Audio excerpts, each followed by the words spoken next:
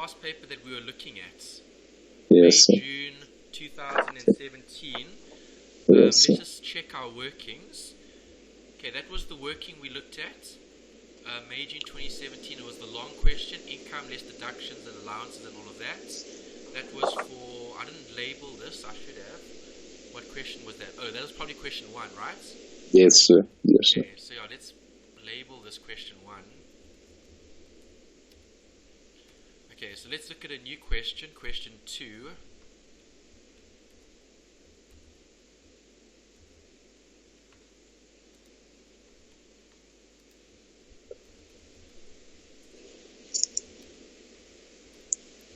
May, June, Tax 2601.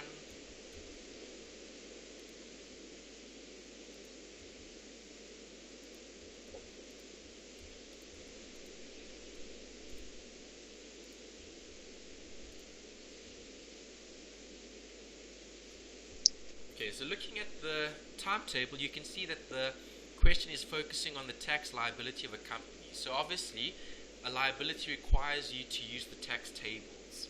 Yes, sir. If it's a company, do we have tax tables? No, sir. We multiply by 28%. Yeah, so that's quite easy to do. Okay, so let's have a look at the information.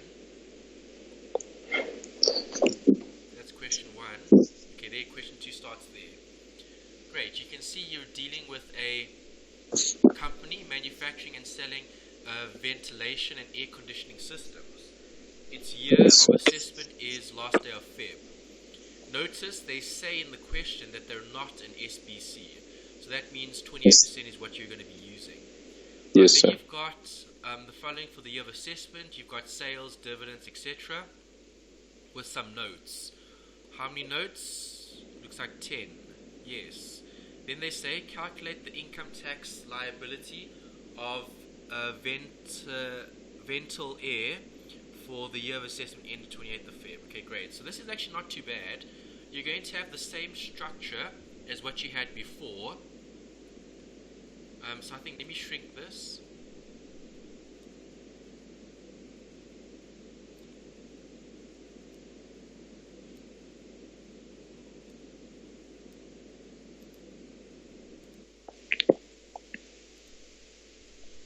Okay, so obviously we're going to be taking the information and we're going to put it through to our workings. Do you agree? Yes, sir. What structure are we going to use? We're going to use the structure of a the basic framework to calculate a taxable income. Yes, correct. Okay, good. So yeah, we need to get taxable income first before we can get the liability. Right, Yes, so sir. let's start with sales. Sales is part of income, not so? Yes, sir. Okay.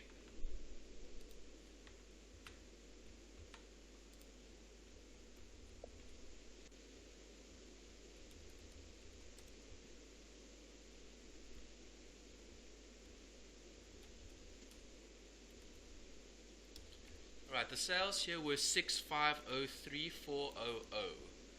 Great. There's a note, so we need to look at it. There. What does the note say? Well, included in the sales, an amount of 1.5 was for credit sales in which payment has not yet been received. Does that affect the scenario, the question? No, sir. No, it doesn't. Okay, because you know that income is going to be taxed irrespective of whether you've received it or not, as long as you've earned it. Does that make sense? Yes, sir, it does. Okay, so we're just going to leave the total here. Alright, nothing's going to change. Local dividend. Ooh, there's a nice one. Okay, when you see the word local dividend, that means SA companies. Yes, sir. Right, so then you should be thinking about the dividend exemption. Yes, sir. Right, so what does that mean? Well, you need to show all of it, and then you need to deduct all of it. So you need to show this, and then you would say less dividend exemption, brackets, local companies, or South African companies. And then you would show a negative here.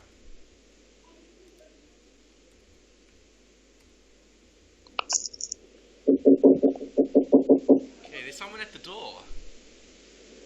Yes, sir. I've been asking the person to come in, but they're not coming in, so I don't know Okay. what to do. Alright, so next is bad debts recovered. Okay, there's no note for that, so does that meet the definition of income? Definitely. Yes, sir. Okay, so that will also go here. Right, the bad debt that we recovered was 28. Special inclusion. Right, list of doubtful debts. Okay, that's important. When you see doubtful debts, you know you're dealing with deductions and allowances.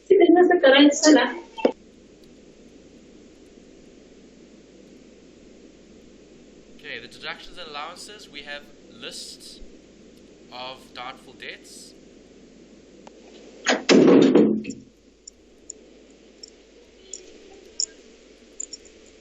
Okay, so with the list of doubtful debts, you need to provide for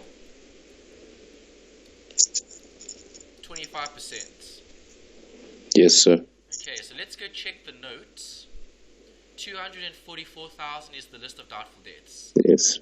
Multiply by 25. Okay, they say the doubtful debts for 2016 was 50,000.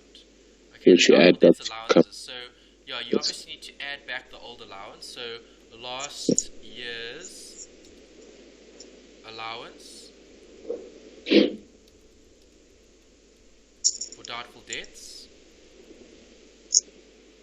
Okay, that was 50,000. Can I ask, so don't you add that 50,000 to your income, sir? Yeah, you should, because that's adding. So just to put that there, that's fine. Right. Okay, I'm just showing it at the bottom. It should be income 25% times 244, right? Was that the figure, hey? 244 multiplied by 25% was 61,000, I think. Yes, okay, good. Right, so yeah, that one's done. Next, trading stock. Okay, so there's the whole opening, closing stock story. Okay, trading Yes, stock, sir. 854200, and there's a note for it. So let's read the note. Okay, here they talk about opening and closing balances. That's important. Yes, sir. Alright, so opening balances. Okay, remember opening balances is taken into account when we look at the cost of sale calculation. Cost of sales would be a deduction. Okay, so if I'm looking at deductions and allowances, you would less the opening stock. Okay, opening stock would be minus... Oh, this doubtful debt amount should have been negative. Yes, sir.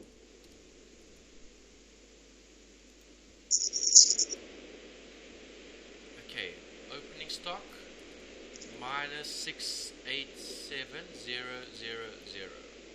Okay, then there were raw materials that were purchased, and then there was a closing balance at the end of the year. Right, closing balance. 854. 200. Yeah, 854. 200. 854, 200. Great. Right, and then you've got purchases. Purchases would be seen as a deduction because you add that Yes, to sir. your cost of sale calculation.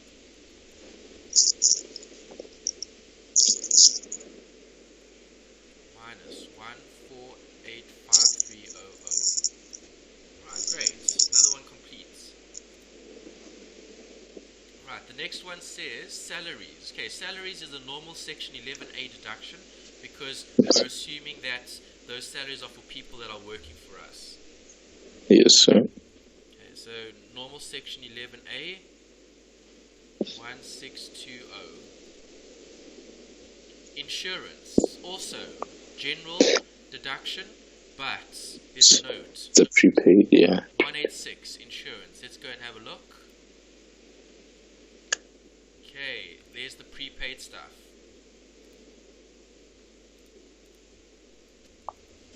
Right, so the insurance amount.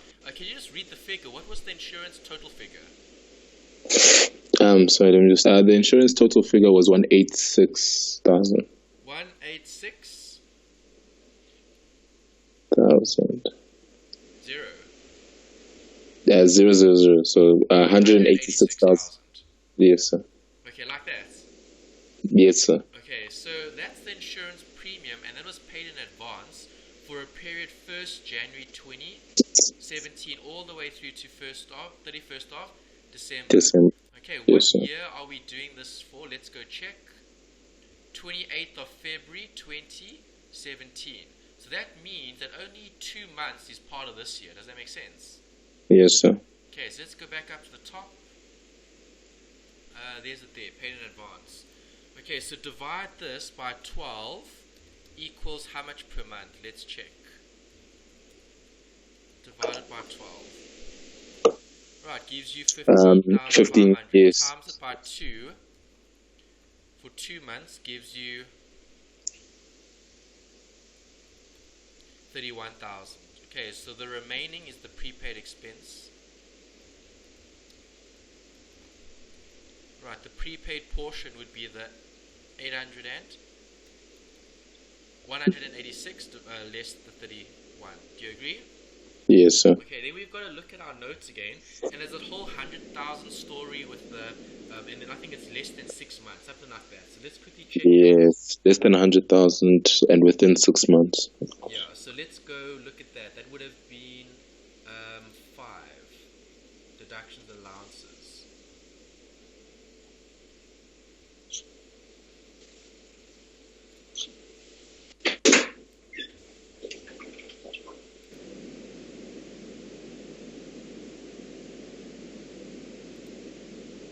Okay, there we go.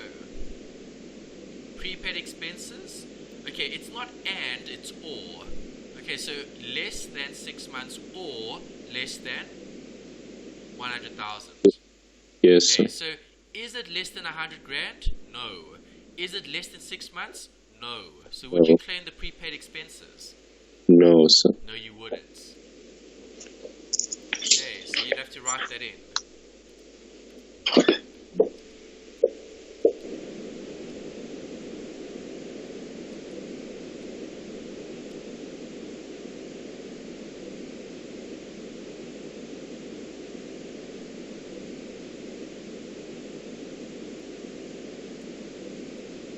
Okay, do you see that? Yes, sir. Okay, so always show those type of things because that should carry marks for it because you actually need to know some theory in order to do that.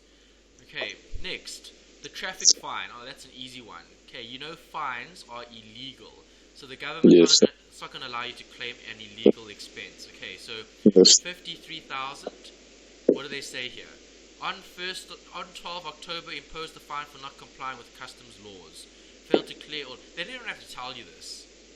Yes, sir. Okay, you already know just when you see the word fine, not deductible.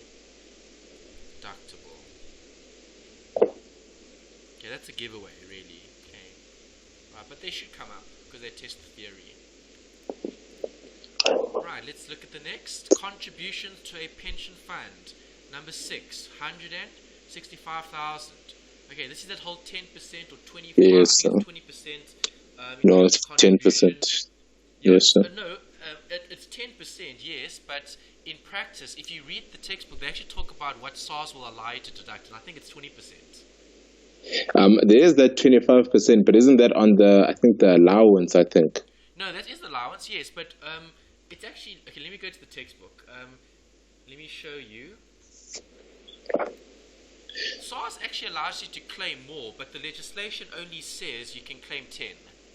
Oh, okay. Yeah, that's the story, okay, but yeah, in practice, it's actually more than that. Alright, maybe let's check it. Where's my... It's in your notes, I think, slide 25, that's where I found it. Okay, good. Slide 5. Study unit 5. Yes, sir. Perfect. Okay, I can see you've been studying. No, it's not here. It is, it's, Study unit 5. yes, so it is. It's in the trade deductions and trading stocks, sir. It's on what slide number? slide number 16. Oh, 16, okay, so that's Yes. on. Oh, here, employee contributions. Yeah, I know it's there. I was looking at that. Oh, okay. Okay, but yeah, the thing is, what I'm trying to discuss or tell you is that in practice, there's a SARS practice note that allows you to claim more than that. Oh, Let's yes, look in okay. your book. Study at 5.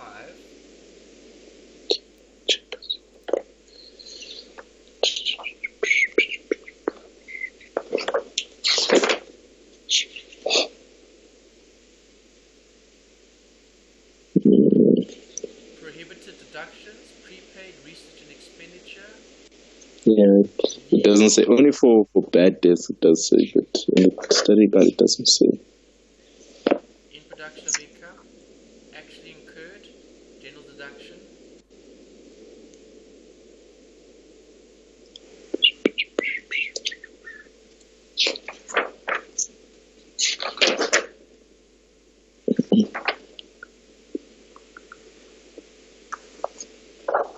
Bad debts, prepaid, prohibited deductions.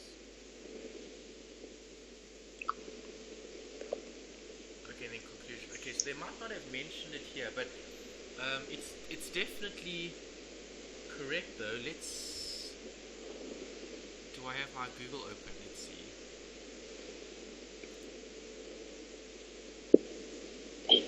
Yeah, we'll use what the legislation says, but yeah. So SARS will allow you to claim.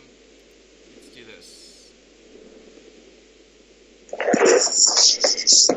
SARS pension fund contributions by the employer,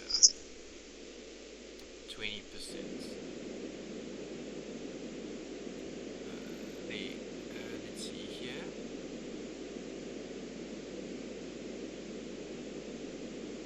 Retirement funds. In the pocket guide, wouldn't it be there as well? Because I just no, it wouldn't be. It's not a pocket guide thing. It's part of the practice note. So it would have been in the SARS practice note. Yeah. Okay, yes. here's it here.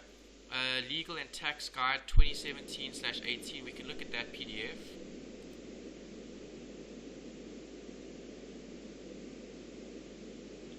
Yeah, I don't really need to tell you this because it obviously won't change the answer, but it's just nice to know in terms of practice. Okay, so in practice, what do businesses actually claim? Okay, here's the resident test stuff. Where is the pension stuff? Dividends.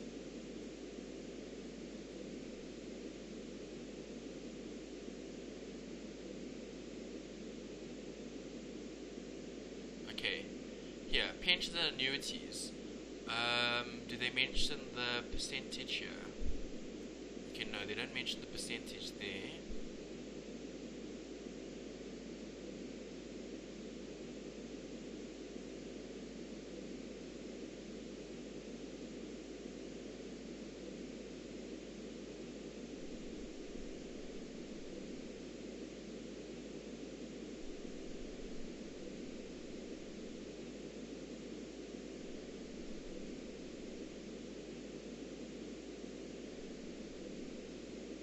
There's the medical aid contributions. Let's see, it should be here then for the employee.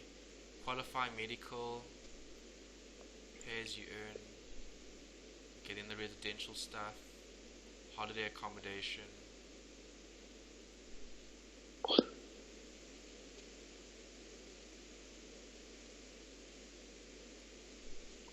Oh, here we go. Contributions to the retirement funds by employer. There. See, where the employer has made any contribution for the benefit of any employee to any pension or provident fund or retirement annuity fund, such contribution will be treated as a taxable fringe benefit in the hands of the employee. Okay, that's fine. The employer contributions included as a fringe benefit in the hands of the employee and deemed to have been contributed by the employee. That's a fringe benefit. That's the deductions, but that's for individual though. What else do we have here? Okay, there's the retirement stuff.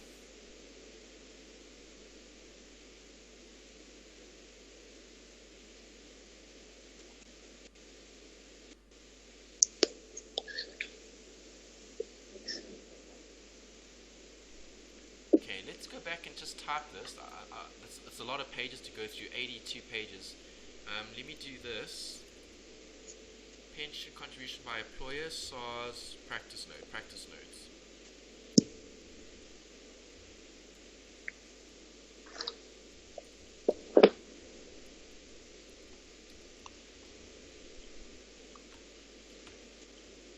Okay. Transfer. Practice note SARS rulings on the pension fund. Yeah, this is probably it.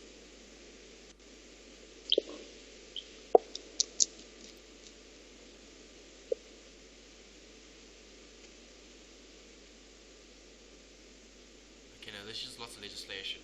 Okay, yeah, but it is there. If you look for it, you'll see that in practice they actually allow you to claim more than what the legislation actually says. So, but remember, it's only something that SARS does because it's their practice note. So it's not part of legislation. Yeah, it's just something additional. I can't find a specific reference for it now, looking at this, but yeah, resignation, no. Transfer, no. Tax, no. Yeah, it'll be here somewhere if you search for a practice note. It might even be practice note 19. No, wear and tear. What are SARS practice notes? No. Okay, so yeah, I'll see. Maybe I can try find a reference for it, but yeah, there is a note about that somewhere. I thought maybe they would have mentioned in the textbook. You should have found in the textbook. Not in the study guide. I never got a chance to actually get the actual textbook, which was probably legislation. But in the study guide they don't have. Okay, yeah. I looked at the study guide just now when we were looking at it, so I also didn't see it. But yeah, it's not important. I mean, I just thought I'd share that information. But yeah, it's not that important. We can just apply it as is. So yeah, I remember reading somewhere. It might have been in the textbook or something, but in terms of the deduction, yeah, so the government will allow you to claim more in terms of a percentage, but obviously we're limited to the 10% employee contribution. So yeah, okay, just leave it as is. Okay. So where were we? Number 6. Yeah, pension contribution. Yes. Okay. So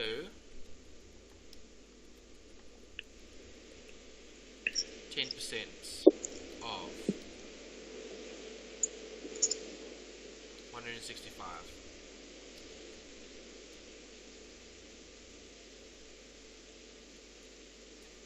Okay. Got that? Yes, sir. Alright, then what do we have next? An annuity of 120,000 paid to a dependent of a retired employee. Okay, we had a similar question like this in the assignments. Yes, sir. Yeah, so this was paid to a dependent of a retired employee. Okay, so if we're making payments to former employees, that's fine. That would be seen as a specific deductions. If it's a dependent, though, we need to check that. We need to just double check this. I think if I remember correctly, sir, it does still form part of a section 11A. I think you actually deduct the full because I've so far I also looked at some of our past workings. We've never had a limitation on or some sort of, I suppose, deduction, a specific sort of a deduction for it. So what I did was I just kind of took the entire thing off with the idea that if we take it off here, that other dependent that we're paying should be including it in their tax calculation as an income. So they're probably going to be taxed for it. On our end, I'm not too sure whether we should be being taxed or should. Yes, we should show it, but I don't think that we'll probably get a deduction for it. I don't. Because there's also another question, I think, in the 2016 question paper where it was the same situation, but in that question, what they did was they were basically paying, well, the company was being sued by a dependent of this person who had passed on while they were working for the company. And so when I looked at it, it kind of, and there was a question that said, is this a deduction or not? And then there was sort of like a debate as to whether is it a trade and was it actually incurred? Is it of a capital nature and so on and so forth? So I don't know, but to my knowledge or what I just thought that so far since we've been taking the entire thing off, I'd also just kind of took it off. Yeah, and that's right. I'm just checking. So obviously the easy option would just be to go look at our second assignment that we did. So which is what I did. So Yes. here's it. There's it there. Okay. So yeah, you include the whole benefits. Yes, sir. Okay. All right. So pension to a former employee. Okay. Dependents. All right. Minus 120. Right, next. Manufacturing machines. Okay, 8 has a question mark next to it, so we need to look at 8. Okay, there's 8. How long is 8? Okay, 2 parts. Right, manufacturing machine A was acquired second hand. Okay, for $1 million. And installation costs were used to install. The employee forgot to oil A. The machine conveyor belt was damaged. Cost was that on the 29th of November 2016. Is 2016 during the current financial year? Yes, sir. Yeah, it would be because it's part of the 12 months up until Feb, so yes. And then they said 1st Jan, a new unused machine was acquired for that in order to process. Okay, so this is your capital allowances, and obviously you've got an asset here that was used second hand. So let's go and look at that. Number 6. Okay, so if we go back, we need to just find the capital allowances for the percentages. Let's see here. Movable assets. Is this movable? It's a manufacturing machine. It was installed though, but yeah, it would be movable. So is this new or unused? This is second hand. Okay. Yes, sir. This is not an SBC. It's a company. So it's movable. So it's 20% per year. Okay, so 4 years, new or unused. And then you've got used, which is 5 years. Okay, so it's 20% a year, right? Yes, sir. Okay, apportionment, none. Okay, so that's pretty easy to do. Okay, so Yeah. manufacturing machine capital allowance. It's a second-hand machine for 1 million, and then there was installation costs. Okay, so obviously, will the cost of installation be included in the price of the assets? Yes, sir. Yes, it would be. Okay, because you can't use the asset if it's not installed. Yes.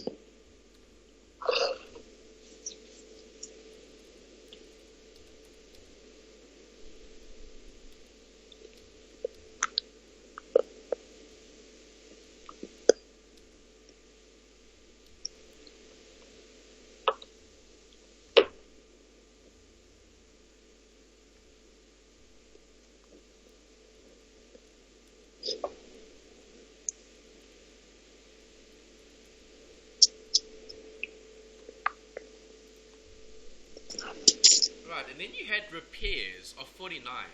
What's going to happen there?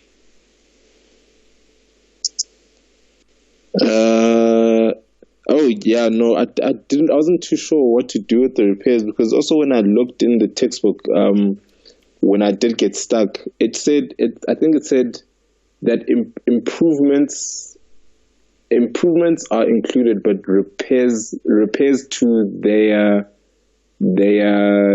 old state, or to the state that they were previously in, you do not include it. So if I remember. We're not talking about the capital allowances. We're just talking about the cost that we incurred to repair the damaged machine. So that's a totally different expense altogether, right? Oh, okay, yes, sir. Yeah. So 49,000 was spent on repairs. It didn't improve the machine or anything. It just kept the machine working. So 49 is a normal section 11A. Okay, then 1 Jan, new and unused manufacturing machine was acquired for that in order to increase the production facility. Brought into use on the 1st of Feb. Okay, so if it's new and unused, it gets the 40%. Yes, sir.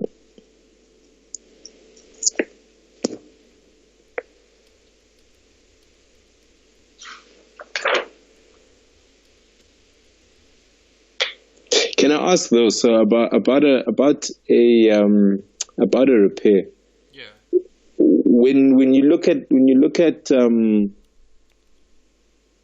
when you look at it in light of like the definition, wouldn't you say that perhaps maybe a repair is like it's almost like an expense that's of a capital nature? Because I mean, you're not repairing every day or every month. You're probably repairing every once in a while, depending on what kind of asset and the quality of the asset.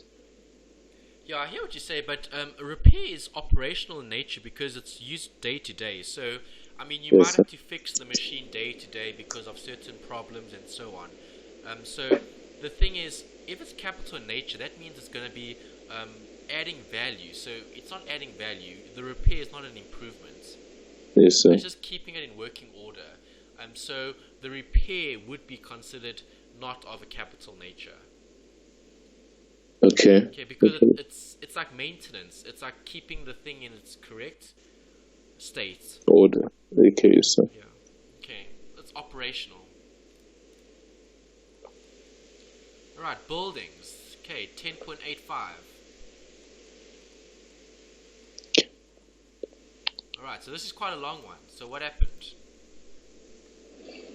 So let me just see.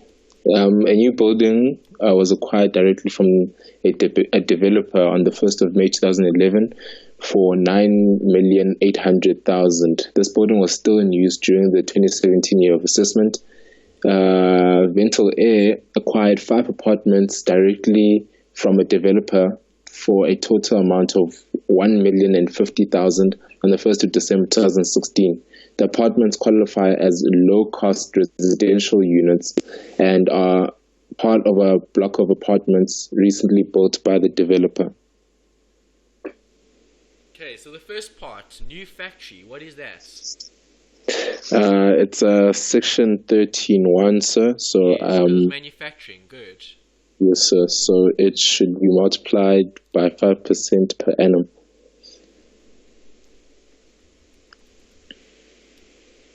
Good. So 9.8.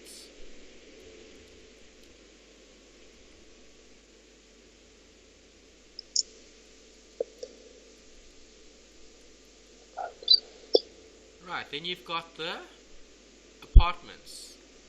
Yes, I said the apartments are a Section 13.6, and those two are also multiplied by 5% per annum.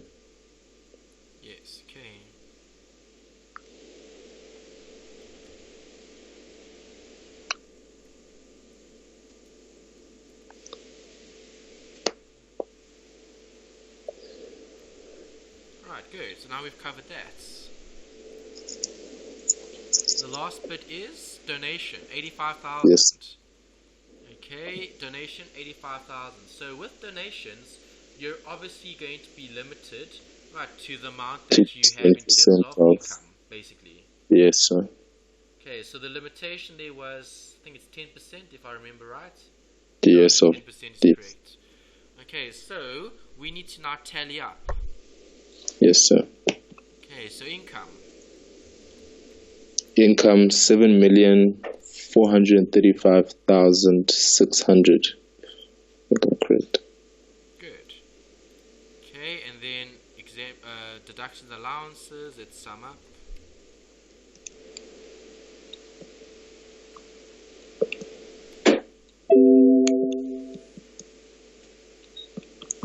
Why did that not sum up? Oh, I think I forgot an equal sign. Don't open the help. Okay, equals sum.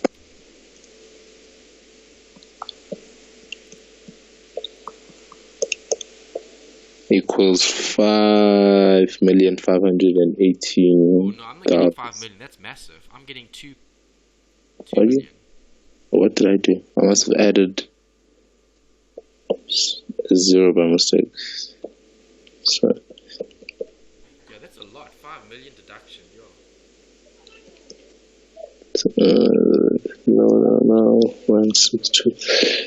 So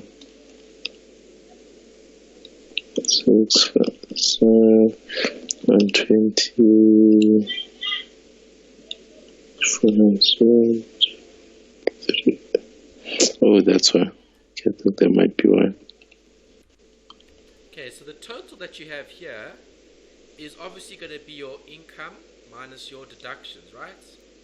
Yes, sir. Okay, minus the deductions. Right, so that's the subtotal. And then you're going to do what? You're going to calculate 10% of that to another limitation.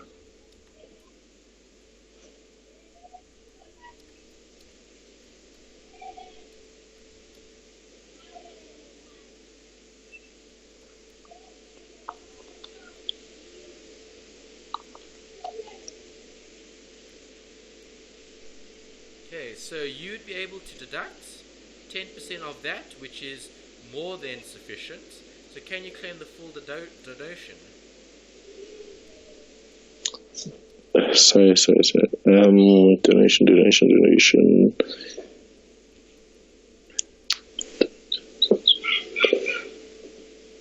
No, so yes, it would be because it falls well below 10% of that. So. Exactly. Okay. All right. So what's the final figure? Taxable income. Taxable income is the 5 minus the 85,000. It's 5,041,540. Yeah, taxed at 28%. 10%, which is 1,411,631 and 20 cents. And that's how much tax they would have to pay. Is that okay? Yes, sir. Right, so not too bad that one actually. Yes, sir. Right, 3 was another long question, hey? Yes, sir.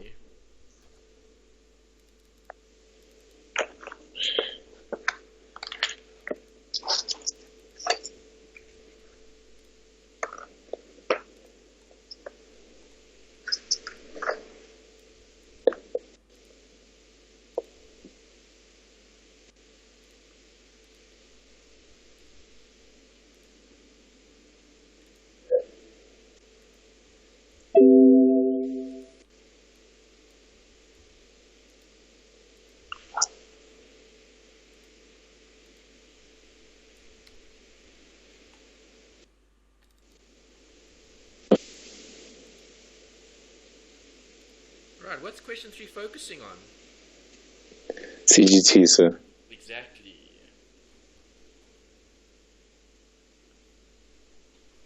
Right, tax value, chapter 7.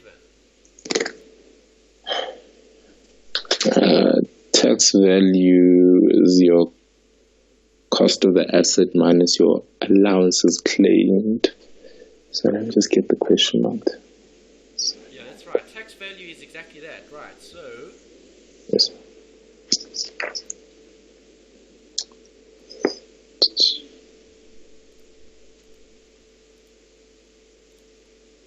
okay, this is quite a long one, so we're going to have to read quite a bit here. Okay, can you read it for us? R&R Limited owns 3 supermarkets in the Gauteng area. The company's year of assessment ends on the 28th of February and it is registered as an SPC as defined in the Income Tax Act. On the 1st of December 2016, refrigeration equipment, one huge loose standing cold room, was stolen from one of the company's supermarkets. The equipment was purchased new on the 1st of May 2015 at a cost of 850,000 Rand and installation costs of 10,000 Rand was incurred on the same date. The total capital allowances claimed on the equipment until the 1st of December 2016 was 688,000 Rand. The company was insured for the full replacement cost of the refrigeration equipment, and the insurers paid out an amount of 900,000 Rand on the 15th of December 2016. R&R sold a commercial building on the 1st of February 2017 for 4.8 million rand, and also incurred sales commission of 32,000 rand on the same date. The building was acquired for 4.4 million rand on the 1st of March 2000, and valuation fees of 8,000 rand was paid on the 30th of April 2002. R&R Limited was not able to claim any capital allowances on this commercial building. Assume that the valuation date value of the building is 3.8 million rand. R&R has an assessed capital loss brought forward from the previous year of assessment of 35,000 rand. Right, do you agree that's a lot of information? Yes, sir. Okay, so obviously we need to follow a process, right? Yes, sir. Okay, so let me get the formula. Where is our structure? There's our structure. Right, so when calculating CGT, you're going to need these headings.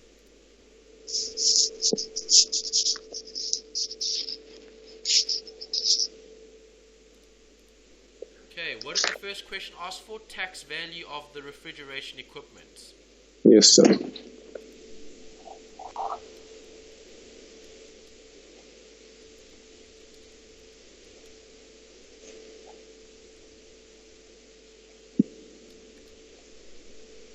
So that's for the refrigerator. So let's go back up and let's pull out the right amounts. Okay, so what was the cost? The cost was the 850,000 rand plus the 10,000 rand for installation, which is 860,000. Good. And then the capital allowances was the 688. Yes, sir. Good.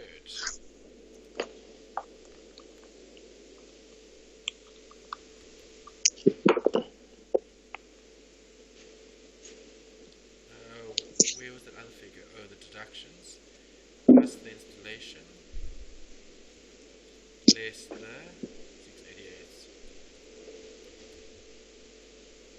Okay, is that okay for tax value? Yes, sir. 172,000. Alright, then what happened? They want a recoupment. Okay, yes, sir. You have a recoupment. You have a recoupment when your proceeds exceed your tax value. Good. So what were our proceeds? Our proceeds were 900,000 rand. I think. Where do you see that? Oh, okay, I see it. Yes, sir. Okay, replacement cost of the refrigeration insurers paid out 900,000. Yes, sir. Okay, yes. Minus your tax value of 172 is 728.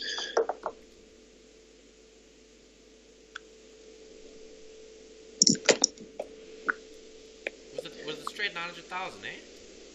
Yes, sir. 900,000. Okay. Less the tax value.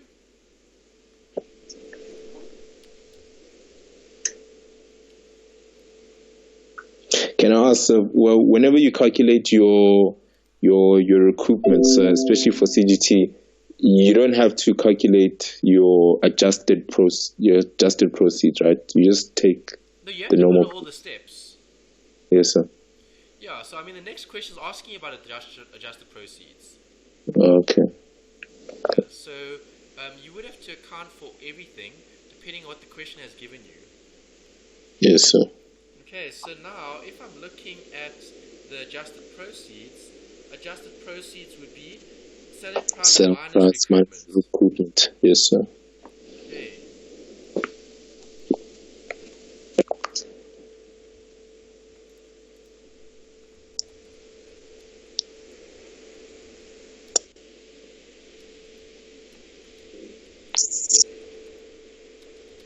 Right, so what was my selling price?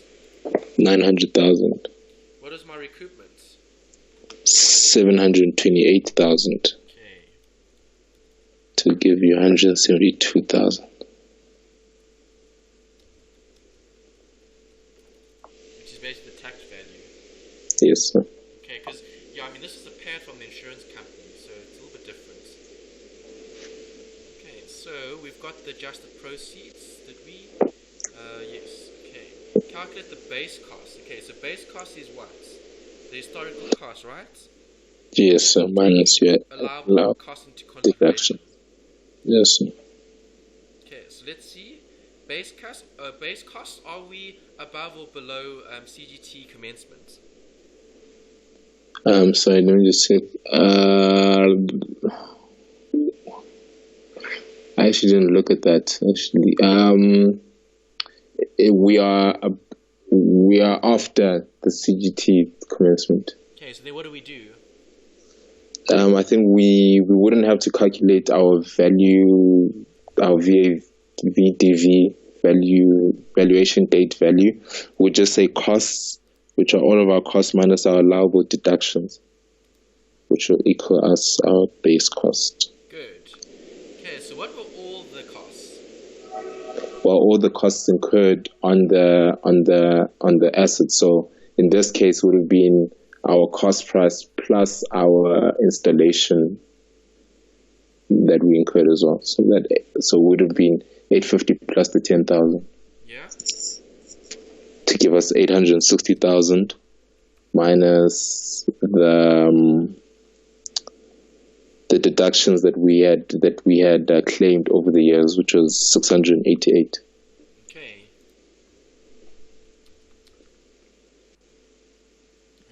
688.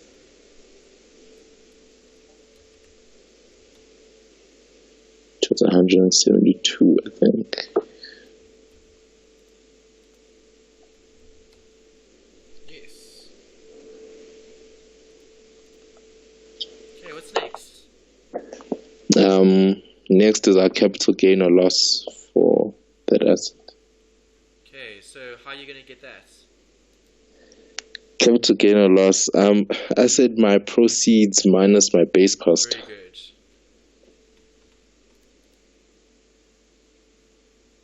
How much were your proceeds? My proceeds were 172,000. No, proceeds, not 172. Adjusted proceeds. Oh, sorry, you were looking at the right figure. I was looking at the 900 minus the thing. Yeah, you're right. Sorry, mistake there. 172 is correct, sorry. Okay, base cost, what was it here? 172 as well. Yes. Right, so zero gain. Yes. Right, then they say calculate the base cost on the commercial building. Okay, so now we need to change focus. What is this for? Mainly refrigerator, yeah. Yes. Excuse me. F is our base cost. So I said the same thing, but I think my issue here is that I actually didn't look at the year that we acquired it, which is on the 1st of March 2000. But the way that F. Yes, sir. Okay, I need to label these things. I'm not labeling that. F. No, we did E. Yeah, we're on F. We're on F now. We just finished E. So that one is actually E, the one that you just left now. Oh, okay, yeah. So I think maybe just delete this, and I'm just gonna write here question 3 from. Was this question 1 or 2? Question 2, 3. This is question 2. Oh, no, it's question 3. Sorry, 3. Yeah. 3, part A.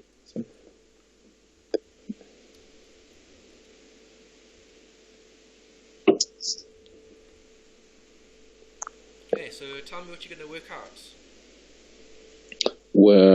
For F, we're working out.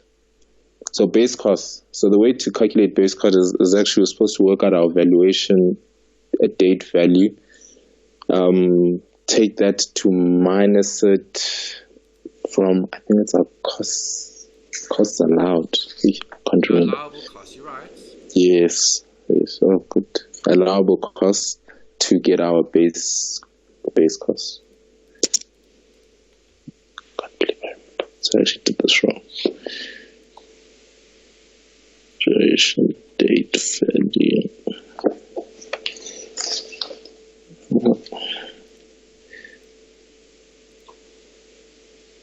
Okay, so I need to get the base cost.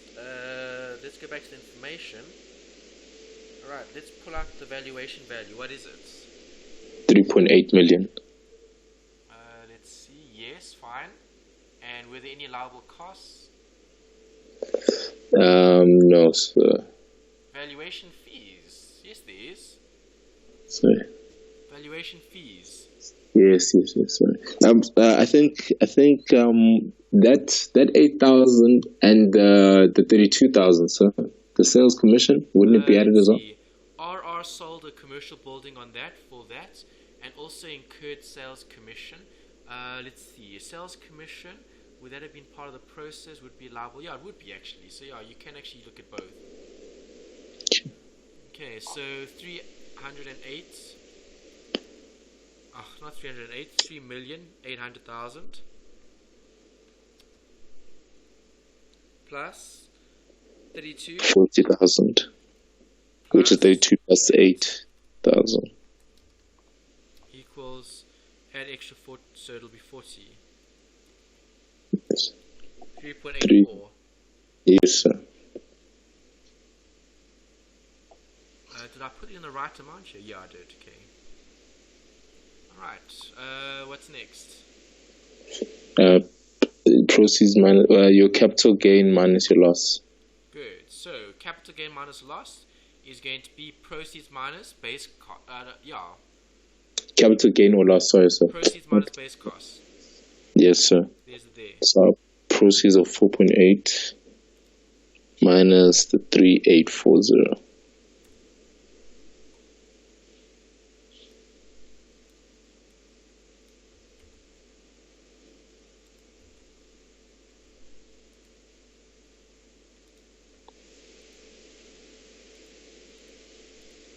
Okay, so proceeds. What did you say they were? The proceeds of 4.8 million. 4.8. Let's see, sold for. Yes, agreed. Okay, what is the base cost? 3,840,000. Yep. What's the gain or loss? The gain is, well, it's 960,000. Yes. Good. Right, what else? Well, H says we have to calculate the taxable capital gain or loss of R&R Limited for the 2017 year of assessment. Okay, so taxable capital gain, that would be, let's see, it'll be the inclusion rate, so it'll be that. Yes. Okay, so we need this. Okay, where do I want to stop? I want to stop the capital loss for the year of assessments. I want to stop here. Is that alright? Yes, sir. Okay, so what are the proceeds? Sorry, what I did was I did them We've got the capital gain of the building and we've got the capital gain of the refrigerator. We can just add the two. Yes, sir. Okay.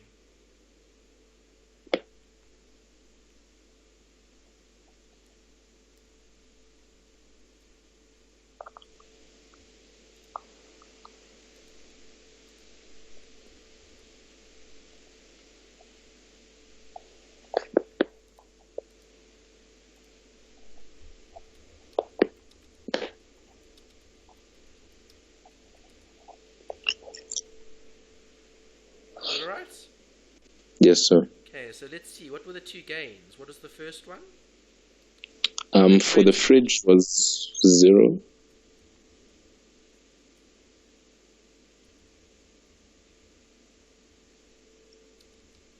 Yeah, there wasn't a profit there, right?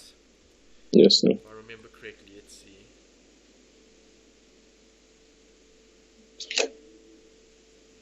Yeah.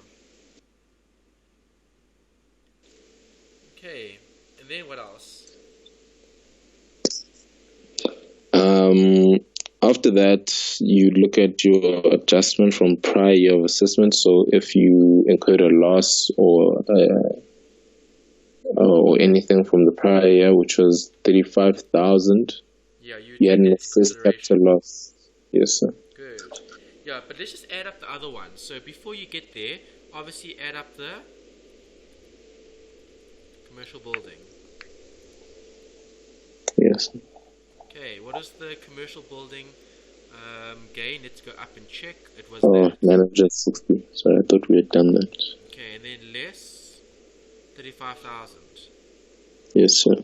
Asterisk previous year. Well, this would be previous. Oh, yeah, previous assessed loss. Make sense? Yes, sir.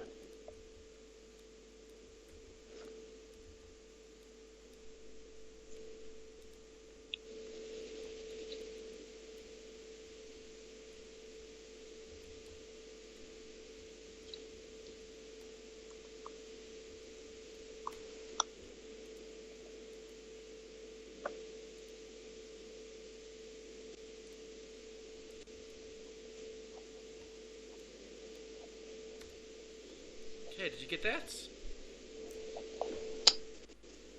Yes. Yes, sir. Good. Is that it? No, the inclusion rate. Yes. Oh, no, hold on. Calculate the taxable gain or loss. We just added up the gains. Okay, yeah, you're right. I should have actually left what I had earlier. Let's just copy paste it.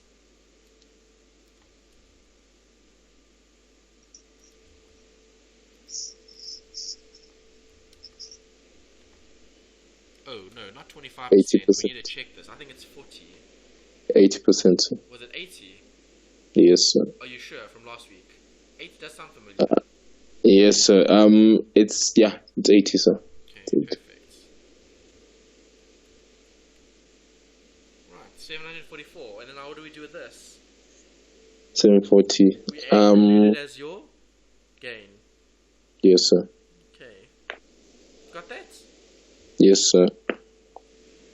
Right. Number 5 is theory. Okay, this one you should like actually.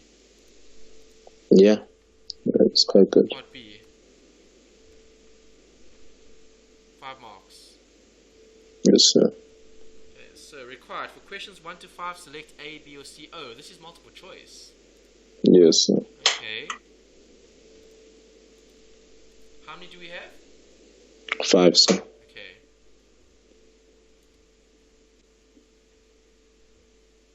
Right. What is one asking for?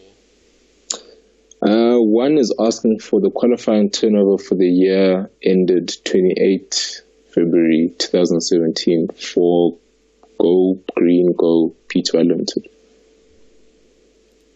Great. So now, do you agree that's qualifying turnover? So that's a micro business, right? Yes, sir. Because you're looking at qualifying turnover. Yes, sir. Okay, then we need to revisit all of that. So, micro business. What amounts do we have? Well, we've got the cash received from catering services. The 4.5 is definitely going to be considered income, right? Yes, sir. You have to include it. Why? You received payments for those curtains. Yes, sir.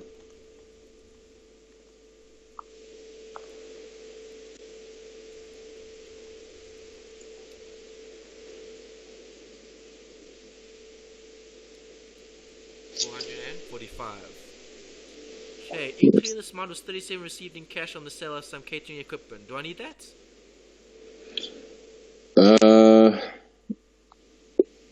The way that I looked at that, actually, sir, I looked at that as a sale of I think it's a capital sale, if I remember correctly, sir. Correct, non-current assets. Yes, which is 50% of that 37,000.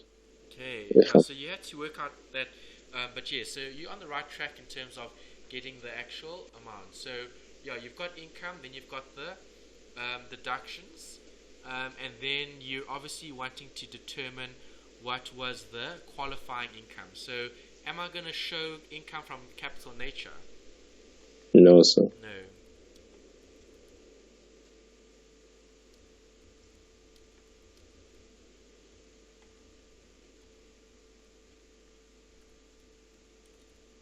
37. Yes, 37,000. Okay, now what? That's it. Qualifying, so add the 2, right? Yes, sir. Okay, option D. Yes, sir. Right, let's look at pink. What happened here? Pink is a small SPC that elected to be taxed on the turnover-based tax system. Pink CC estimates that its taxable turnover for the 2017 year of assessment will be 550,000. What is the amount of the first interim payment that must be submitted to SARS in respect of the 2017 year of assessment? Okay, do you remember what study unit this came out of? This came out of, I think, study unit 4. Was it 4, hey? Yes, so just before 5, which was deductions, which was, deductions. So it should be 3 or 4, so I can't remember. Yeah, I think it was 4. Let's just see, in terms of the qualifying criteria, maybe we can even just use the notes for it. Oh no, I don't think I wrote it in the notes. I think I just wrote a small separate page about it. So 4, no, it wasn't 3, sir. Business. 3. Okay, it's not a micro business actually. Well, it is a micro business because you're looking at taxable turnover. Taxable, yes, sir. Yeah, but I mean here they're not asking you about the taxable turnover. They're asking you about the first interim payments. Yes, sir. Okay, so then that's actually easier then. They would have to worry about the other bit. Okay, because then all you need to do is just calculate how much is the payments. Does that make sense? Yes, sir. Okay, so if I want to know how much the payment is, the first interim payment is going to be half of the basic income calculation in terms of the amount that you would have. Yes, sir. Okay, so I think I might even have done that earlier. No, actually not. It's a new question. I think what I did was I took that 550, applied. Yeah, I applied the tax saving. You apply the turnover tax, which is the micro business, right? Yes, sir. Yeah, so I need to copy paste that here.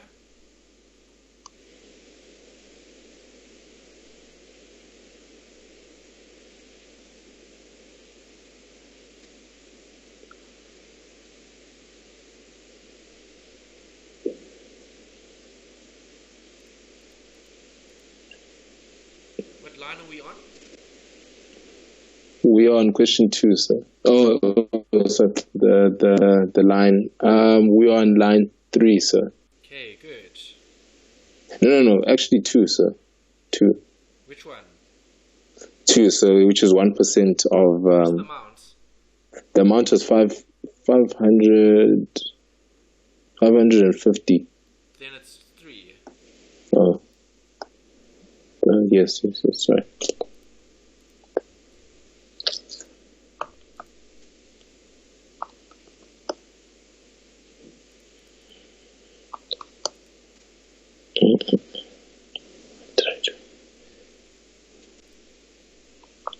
Okay, so 550 here, so 1650 plus open brackets 550 minus 500. Close brackets times 2%.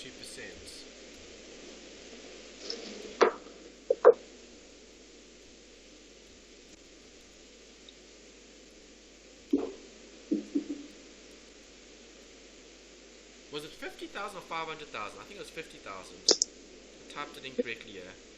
Just check. It says here, the taxable turnover for 2017 will be 550,000 rand. So then 500,000 is right actually. It's right. Okay, because it's the amount exceeding. Yeah, so times 2%. So then this should be 500,000. Okay, and times it by 2%. Right, 2650. Yes, it's there. Yes. Okay, good. Refer to the above scenario when must. Can I ask now, sir? We just calculated. If I'm not mistaken, we just calculated. Well, we just applied. Oh, divide by 2. Tax. Yes, sir. Yeah, almost forgot that.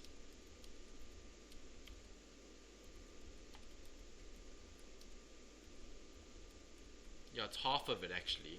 So it's actually the 1325. Yes, sir. Yes, that's better. Good. Okay, well done.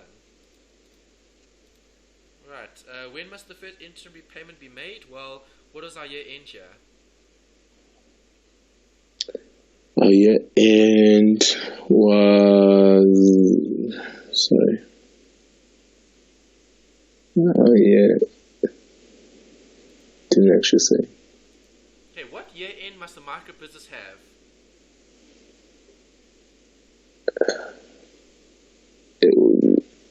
Isn't Same as an it? individual, not so? Yes, sir. Right? Mustn't you have the same as the individual? Yes, sir. Okay, why? Because it's micro. It's basically a sole proprietorship almost in a way, but obviously with some level of protection. Yes, sir. Okay, so yeah, you are going to need to provide for it. So let's see. When will it be paid? Well, when is the year end? The year end is 31st of March. Where do you see that? No. Actually, it's the 28th of February, sir. 28th or 29th of February, Yeah, if it's for an it would individual. be end of March, then February. April, May, June, end of July.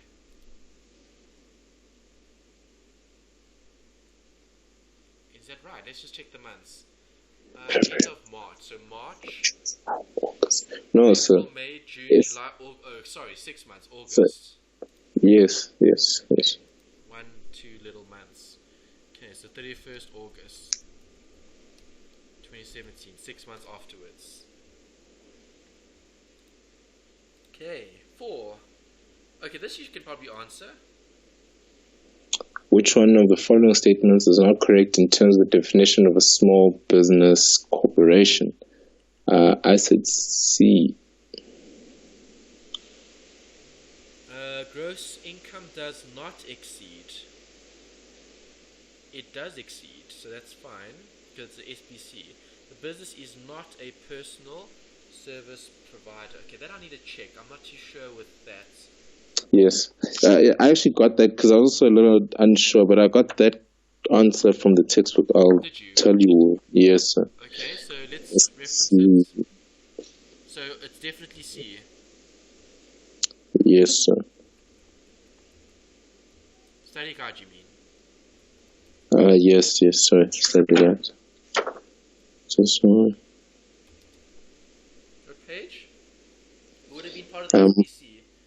yeah, just trying to remember the page. I'm on page 43, so, oh, no. You know what I did, actually, sir?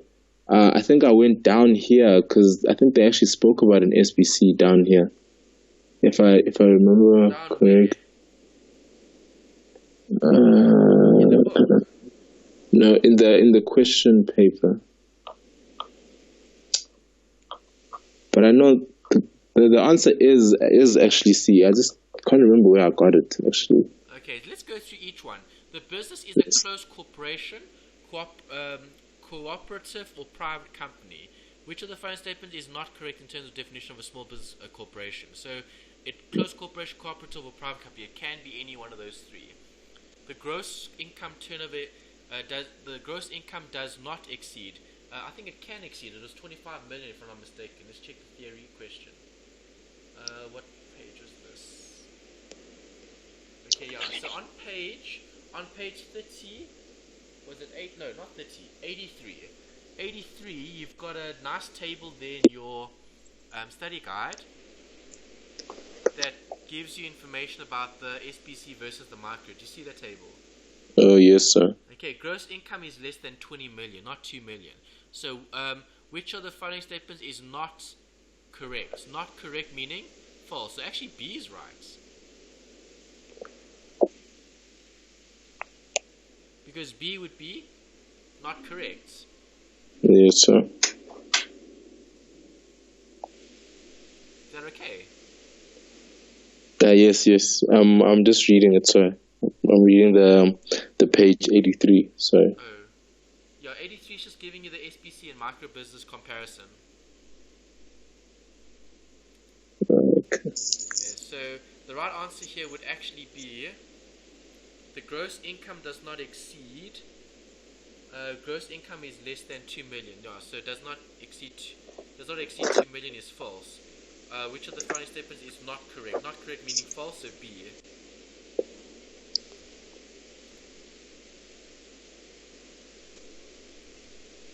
Okay, what is 5 ones? How long must the taxpayer keep records with regards to tax returns? Tax returns 5 years. That's just common sense. Well, it's actually SARS, yeah. Are we okay there? Yes, sir. Okay. Alright, then we've got the last question here, which is looking at what? Calculate the second and third provisional tax payments. Okay.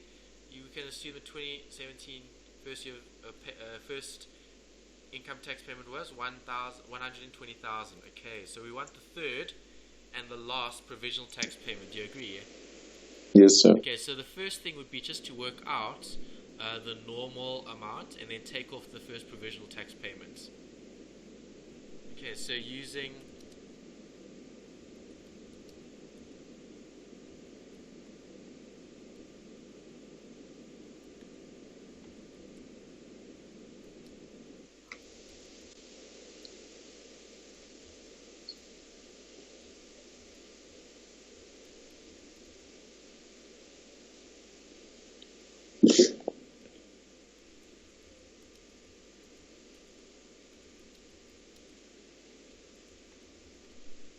so yeah, let's have a look at that.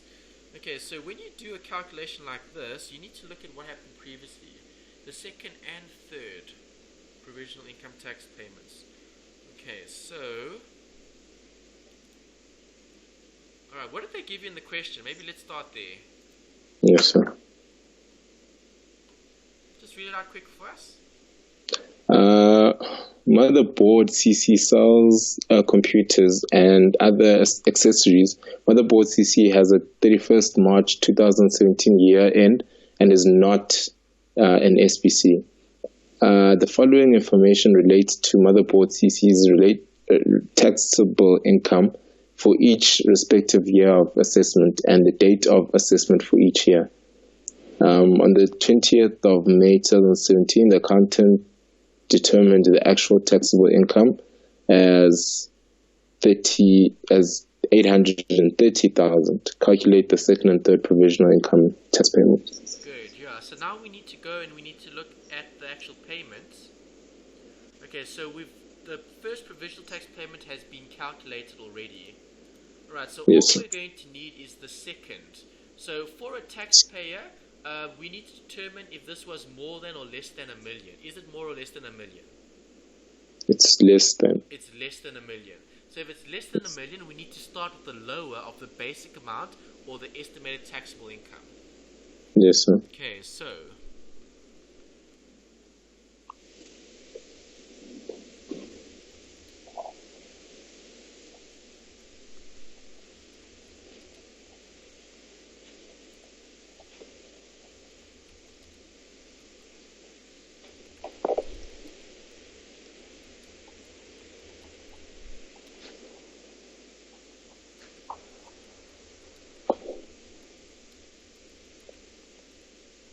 what are we going to have? Well, we need the basic amount.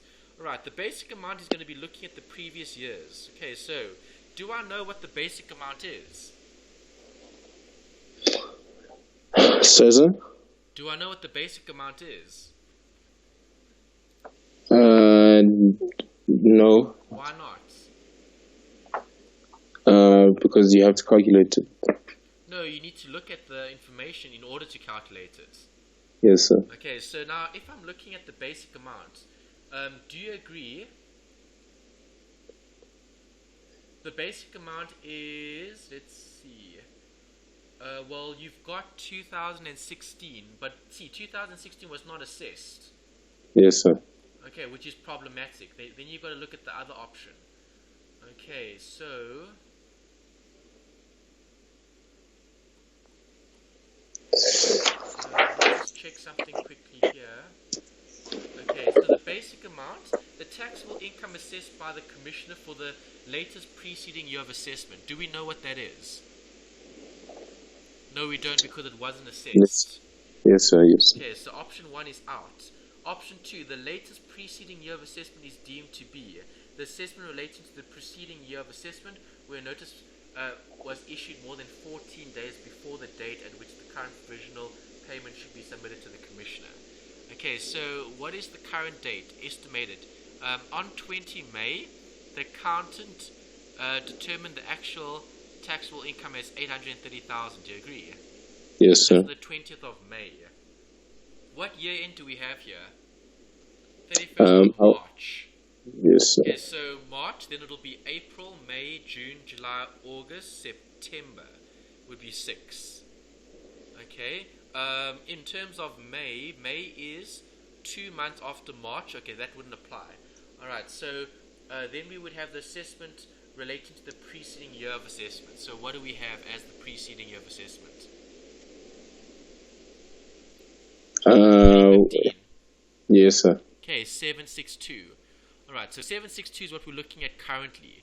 Okay, then we need to look at the last option. The basic amount must be increased by 8% per annum if the basic amount must be calculated more than 18 months after the preceding year of assessment.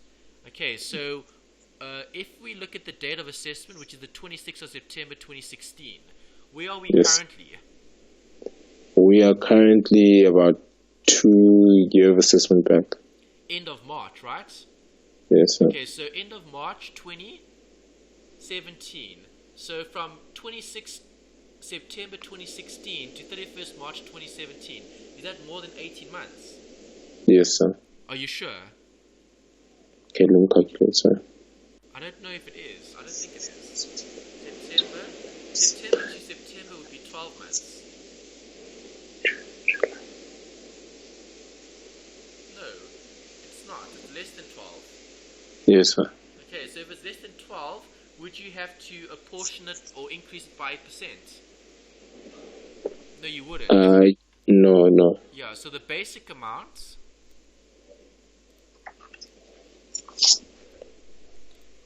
would be 762. Okay, your estimate taxable income was 826. Okay, do we have more than or less than $1 million? Less than. Correct. So if it's less than $1 million, do we use the big or less? We use the smaller of, right? Yes, sir. Okay, so amounts less than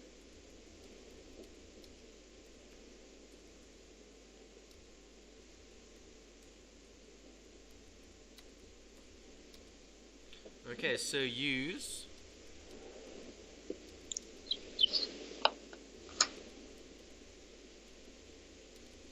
so the amount that we would be using would be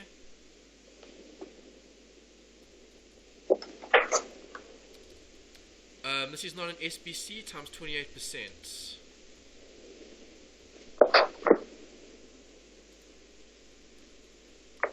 Gives you that less the first provisional tax payment of how much did we pay?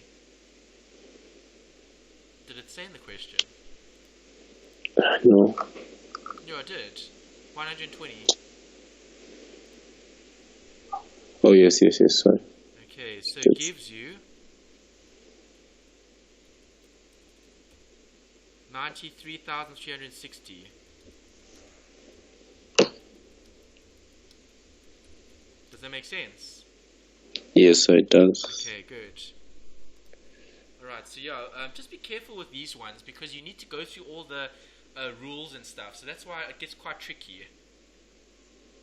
Yes. Yeah, but I'm just following the rules in terms of the format, and then I first work out the basic amount, and then I get the amount, then I get the taxable income estimate, and then I look at the estimate and the basic, and I say the basic is less than, because turnover was less than $1 million. Taxable income was less than $1 million. Yes, sir. Okay. Is that alright? Yes, it is. Okay. Alright, what's B you're looking at? Weren't you supposed to do... Did I missed So you something. can add that. Oh, and the third as well. Okay, yes, don't forget the third. I left out the second part. Okay, yeah, the third provisional tax payment is fine because that's going to be determining the actual income tax. Do you agree? Yes, Okay, sir. so what is the actual taxable income? 830. Yes.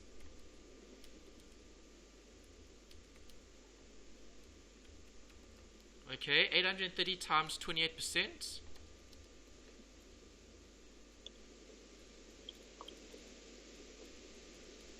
Is that Yes. less first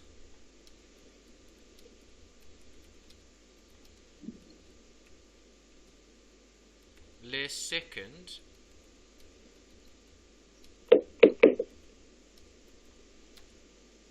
of 93,360. Do we have anything left? Let's check.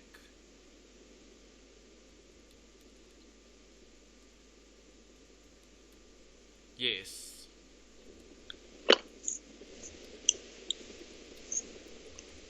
Okay. Right, now we've finished that one. Right, good. Okay, well done. Did you get those? No, sir. Oh, what happened? I think the problem started actually from my second provisional payment. So because yeah, Okay, I but didn't if you use still credit. got this right, even though you made a mistake, they should carry through the mark, eh?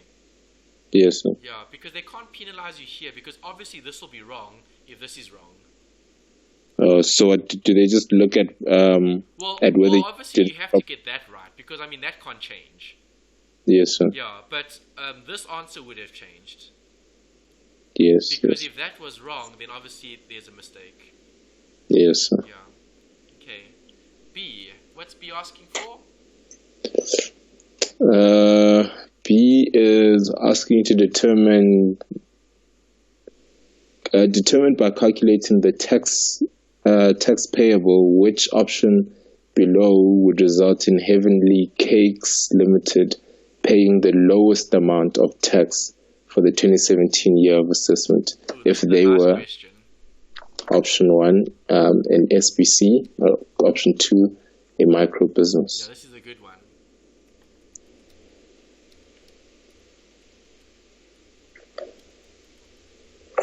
Okay, so that actually requires you to know the list of.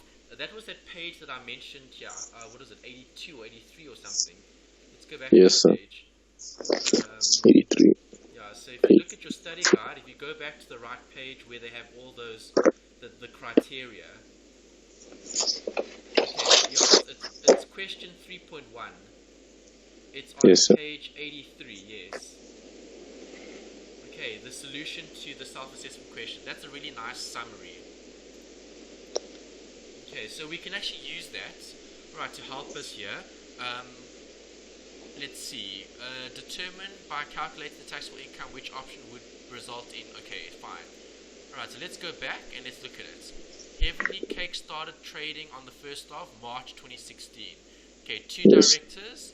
Okay, then you've got description here. Okay, taxable income. Okay, so if I'm looking at option 1, I would use taxable income. Yes, sir. Okay. Qualifying turnover would be micro business. So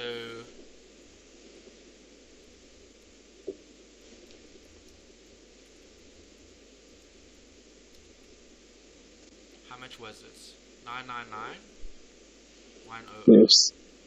Okay, then we've got sales. Okay, are the sales already included or separate? I wasn't sure because I included it separately again, so I wasn't too sure. Yeah, like, Yeah. I mean, so the thing is, yeah, I'm also not sure because this taxable income, does this taxable income already include the sales? What you know what I did, right, sir?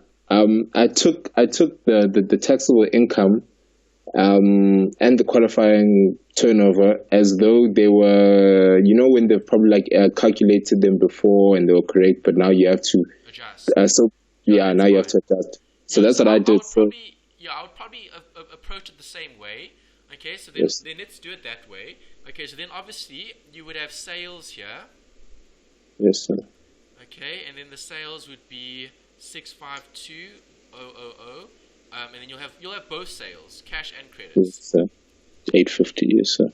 Yeah, you have to include both. So then let's put both in.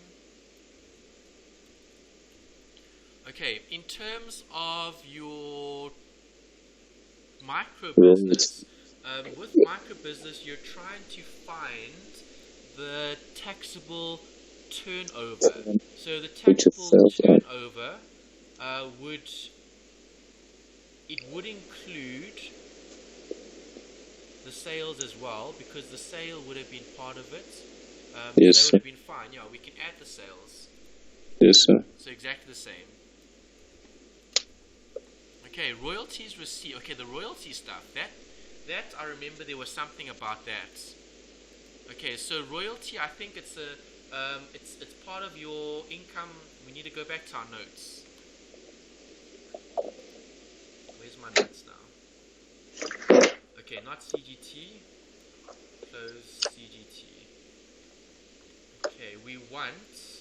Let me think now. It would have been income. Study unit 4 or 5. It might be 5 actually. Let's check 4 first. 4, sir. Yeah, let's check 5 was deductions. Yeah. Yes, sir. Okay, yeah, here's 4. This is good. Let's just find where was that note about the income? No, not this. No, actually it is. Is it? Let's see, what is this? Royalties.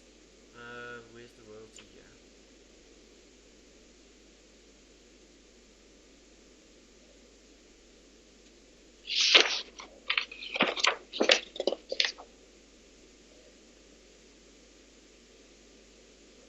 Okay, no, not there. So let's close that one. I think it is 5 then.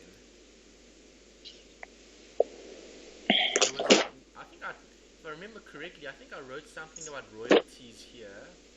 One of them. Let's see if it is. If it isn't, then I must be recalling something from the study guide or textbook. Let's just see here what we have.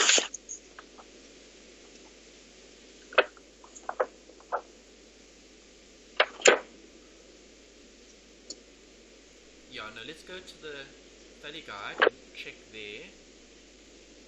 Didn't find anything useful in the notes, so let's go back to this and let's search royalties. Royalty income. Royalty income will come up.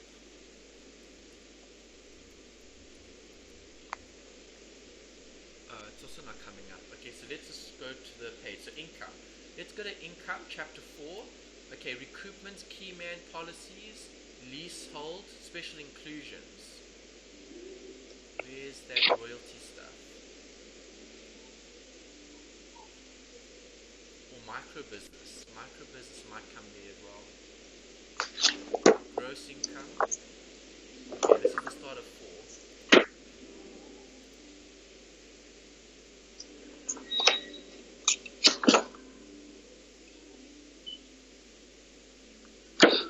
When I looked, I couldn't find it, so I wasn't too sure. But what I did was I added it to the SBC, but not to the micro business. Yeah, we just need to double check that just to make sure here, just to see.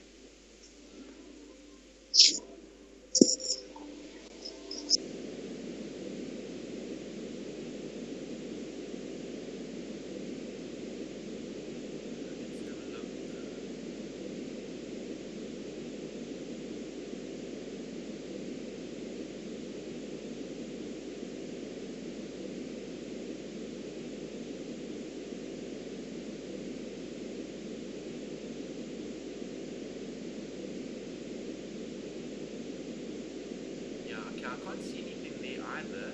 There must be something about the royalty income here.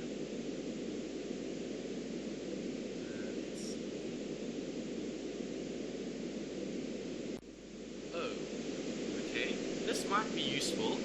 Go to page 86 in the study guide, the first book. Calculate the taxable turnover.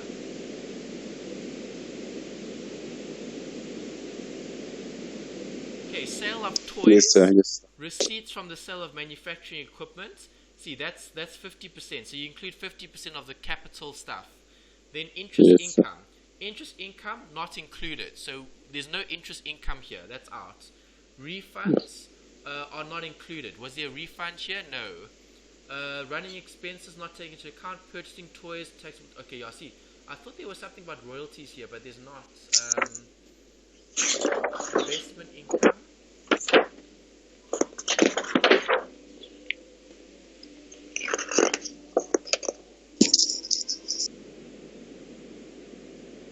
Okay, have a look at also page 88, part A, requirements for qualifying as an SBC.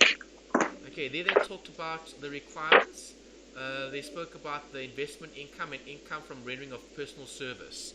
Okay, so what is this royalty for? This royalty was received from a Heavenly Cakes bakery that trades in East London. It's a royalty. Yes, sir. Investment income and income from the rendering of a personal service must not be more than 20% of the total revenue receipts. Okay, no, that would be looking at a criteria. So no, that wouldn't really apply here either. Okay, let's just check one more thing. Let's go to the budget guide. And let's just look for royalty income here. To see if there's anything here. There, royalties. Oh no, this is the tax on the royalties. Okay, yeah, that wouldn't help. So that doesn't help. But where was that other guide that I had? Oh no, I closed it. Okay, yeah. Interesting one. Let's quickly search for it. Okay, so this actually comes from the SARS website. What are the requirements for a micro business to qualify for turnover tax? Okay, obviously it does not exceed $1 million. That's fine. Oh, see, qualifying turnover does not exceed $1 million. Go back to that question. What is qualifying turnover? Which question? The one that we did know, it's under $1 million, so they qualify. Yes, sir. Okay, so that's fine. They qualify. It's not over $1 million. Right, there. Persons, ordinary, okay, that's fine. That's out. This is if more than 20%. Okay, that's fine. Oh, there. Royalties, income. See, here's it here. See. They talk about the royalty income. If more than 20% of a natural person's total receipts consists of income from a professional service, etc. Okay? Or, in the case of a company, more than 20% of income consists of investment income. Annuities, dividends, interest, rental, royalties. See, royalties is part of investment income. And income from rendering a professional service. So, let's go back to this one. Okay, does our royalty income, where's the question now?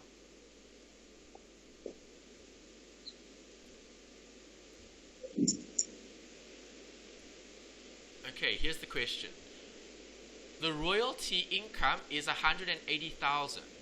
Okay, yes, that sir. doesn't make up more than 20%, so that's actually fine. Okay, so we're safe with that. Okay. So You would actually have to include it though. Yes, sir. Yeah, so you have to include it. In both micro and. Yes, because it's income. Yes, sir. Okay, so it would be part of the turnover, the amount that you receive. So I would put in both. Okay. Okay, so 180.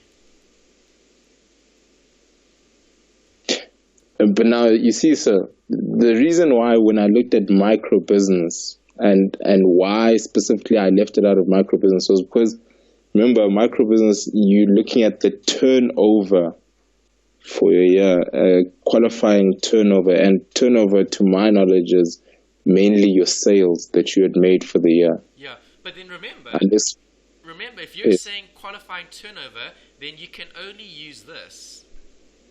Yes, sir. Because it can't be more than $1 million. Oh, okay. Yes, sir. Because now if you want to put in the sales and the credit, then it's more. Yes, sir. Alright, so in actual fact, none of this should be included because it must be less than $1 million. Yes, sir. Okay, because it said here, let's go back. There. Okay, qualifying turnover for the year of assessment does not exceed 1 million.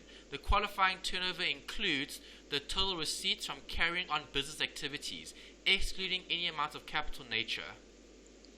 You see that? Yes, sir. Okay, so then I wouldn't put that in. I would just put this in like that, like this. Does that make sense? Yes, sir, it does. Okay, It so does. then let's sum up this. Okay, and then let's leave that as is. So now we've got taxable turnover.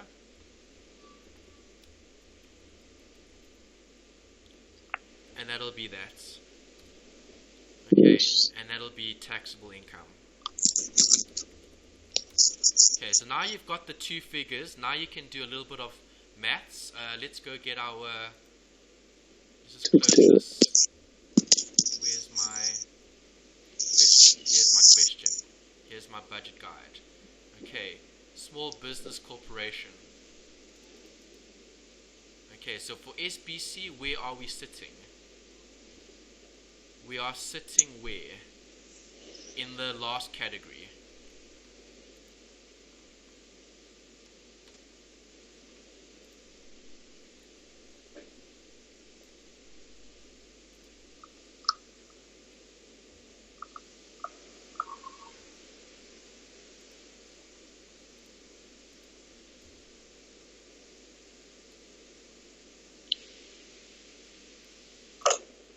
Okay, and then the other one, turnover tax, micro business, we're in the last category as well. So can I ask a question? Yeah. You know what I did was I didn't go look for other ones. I used the ones that they use in the back of the question paper, and the amounts are, I suppose, slightly different. Where it says 5.9 here, where for SBC, where it says 550,001 and above, it says 59098 on yours, right? Yeah. But on mine, so it says 59150. But Unam, remember, what year are we in? 2018. Yes, sir. So what are you going to be using in your exam? Oh, sorry. You're quite right. Sorry about that. Okay, yes, sir. what is your exam going to show you? Your exam is going to show you what I'm showing you here. Yes, sir. Sorry about that. Does that make sense? Yes, sir, it does. Okay, so don't use the ones in that question paper because you're not going to use those ones in the exam. Yes, sir. Okay, your exam is going to give you what I'm showing you. Yes, sir. Okay, because it's 2018. Okay, last year when they wrote this exam, they were using the 2017 tables. Yes, sir. Okay, 16/17. We're using 17/18. Yes, sir. Okay, yeah. So what we're doing is exactly what you're going to do in the exam. Yes. Okay, and I've only been using what you're going to be using in the exam.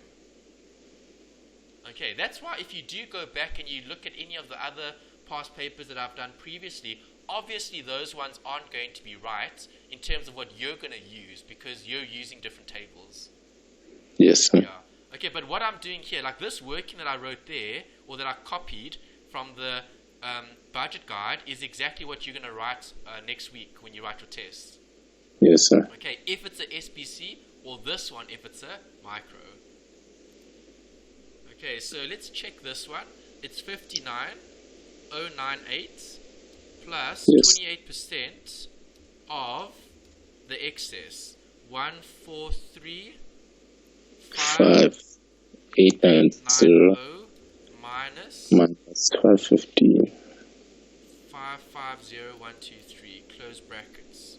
307,147.2. Let's see.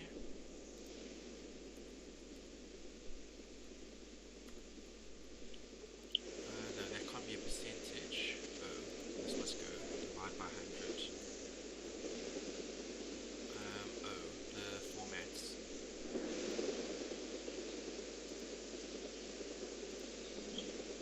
Okay, did you get that figure? Yes, sir. Alright, and then micro will always be better because micro, 3%, that's nothing. Yes, sir. So micro will always be better in most situations if they ask you a question like this. So, what was it? 9991000. Before I put that, 6650 plus 3% of.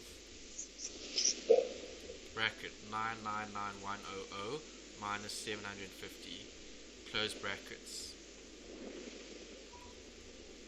Okay, so equals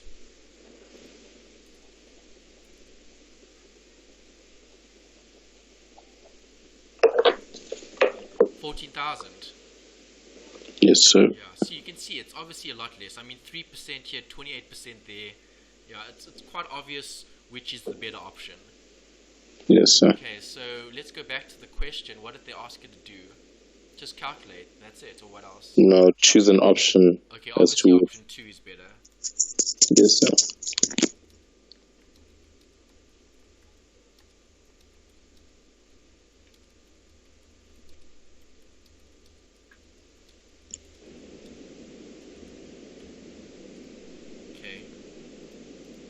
It's only 5 marks, so I think we might even have done too much. Personally, I think maybe the sales and credit and royalty, maybe that might not even have been included, perhaps. Okay, and maybe taxable income was just taxable income. Yes. Possibly. Okay, but yeah, it's not so clear from the question whether these things have or have not been taken into consideration. Yes. Okay, but looking at this taxable income of 405, let's just do it quickly on this. Let's actually, I'm going to copy this formula and I'm just going to change this figure here, okay, to 405,890. Okay, oh, it can't be greater than 500,000, so delete that. What is the other one? Budget guide. Go back to SBC here, this one. Okay, so I just want to see what we get. If we still get the same answer. 365, okay, and then this needs to change. This needs to change to 20,2248, and this needs to change to 21%. Okay, yeah, you see, you always get it more. Yes, sir. See, so even if you do it this way, you're always going to get more. See that? Yes, sir. Okay, this is just additional.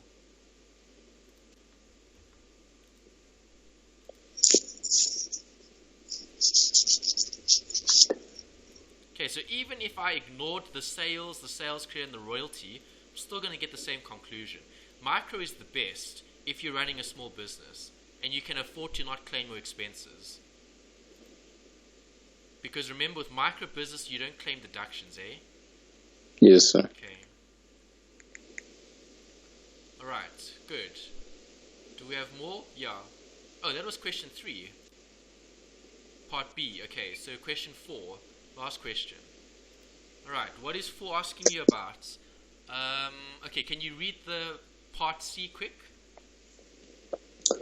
Part C, Mega Properties, Megaprop owns various commercial buildings from which it earns rental income. The company has a 31st March year end and is a resident of the Republic of South Africa. One particular building was acquired for an amount of 1.2 million by Mega Pro on the 1st of May 2015 with the intention of finding a tenant and earning rental income. The company was unable to find a tenant and the building has been unoccupied for almost 2 years despite the company's efforts to find a tenant. On the 1st of February 2017, Megaprop received a very good offer from an unconnected person to purchase the unoccupied building for 2.5 million rand. They were not looking to sell the property, but after much deliberation, they decided to accept the offer and received 2.5 million on the 2nd of March 2017. A, list the requirements of the gross income definition of the Income Tax Act. Okay, that's easy. Yes. Yeah, so that we just get from study unit 4. Yes, sir. Yeah, I'm literally just taking this from my notes. Okay, is that alright? Yes, sir. Okay, those are the requirements. Total amount in cash or otherwise received by accrued to or in favor of a person during the year of assessment, excluding capital amounts. Yes, sir. Okay, B is the big question mark. So now you need to tell me what you think. Discuss whether 2.5 million receipts should be included in there. What I said was for amounts for that excluding amounts of a capital nature, I said the sale is actually of a capital nature, because they are not selling buildings; they are actually renting out the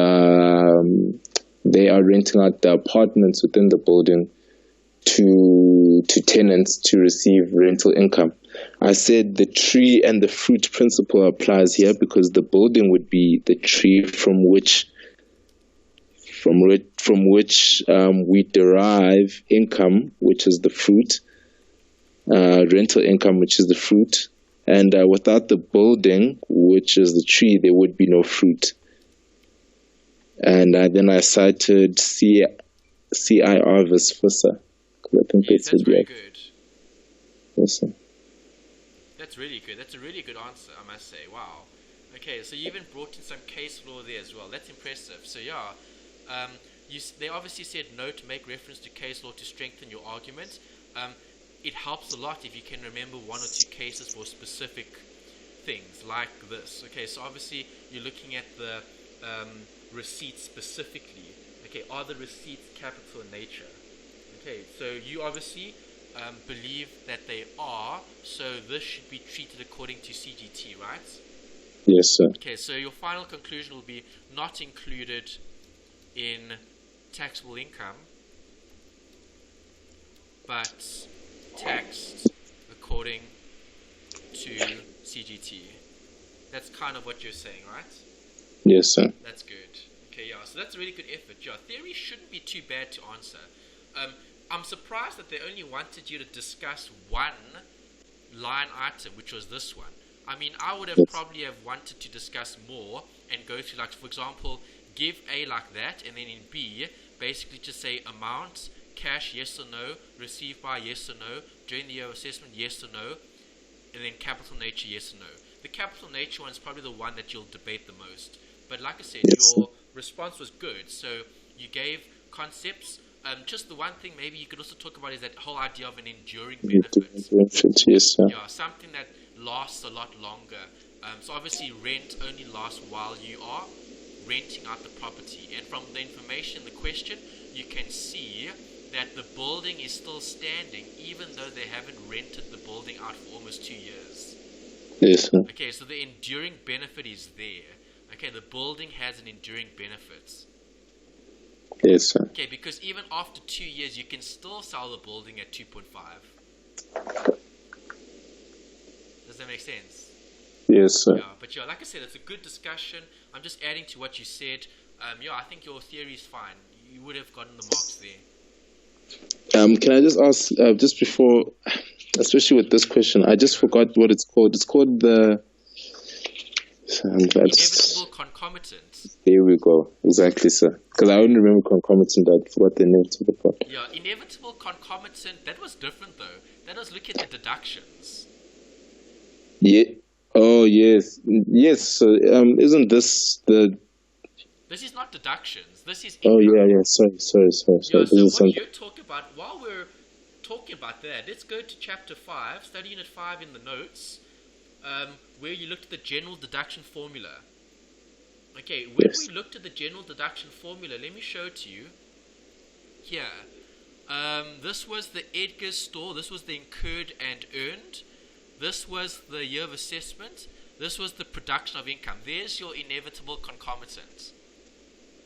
Yes. Okay, so inevitable concomitant is basically talking about the operations. Like, do you have to incur the expenses as being part of the business?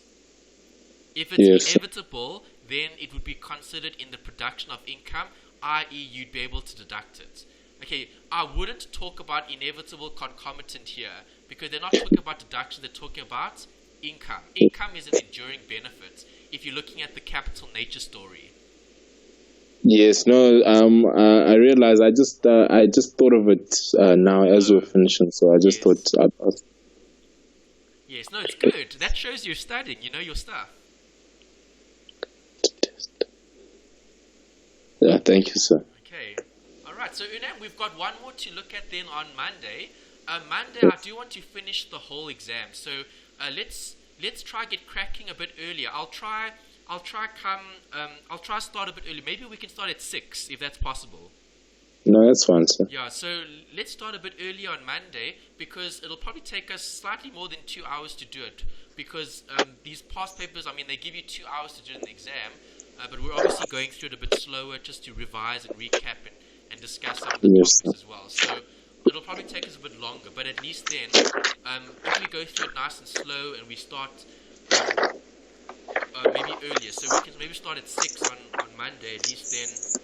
Yes, sir. Which one are we doing? Are we doing October, November 2016? Let me just check.